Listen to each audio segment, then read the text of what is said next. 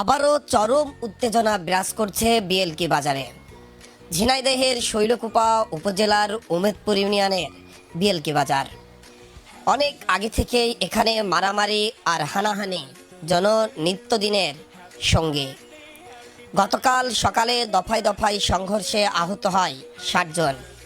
আজ সকালে স্থানীয় বিএলকি বাজারে দুটি দোকান খোলা ছিল। সে সময় কয়েকজন ব্যক্তি হাতে দেশীয় অস্ত্র নিয়ে দোকানগুলো বন্ধ করার নির্দেশ দেন। হয়তো তারা দোকান বন্ধ করতে দেরি করছিল অথবা অস্বীকৃতি জানায়। তখনই একজন ব্যক্তি ব্যাগের ভিতর থেকে লোহার সাদৃশ্য কিছু একটি বের করে একজনের উপর উপর্যুপরি হামলা চালায়।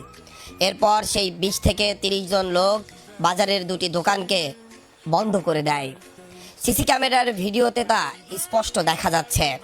প্রশ্ন, সারা শৈলকুপা যখন দিনে দিনে উন্নতির পথে, তখন কেন শান্ত করা যাচ্ছে না এই বিএলকি এলাকাকে?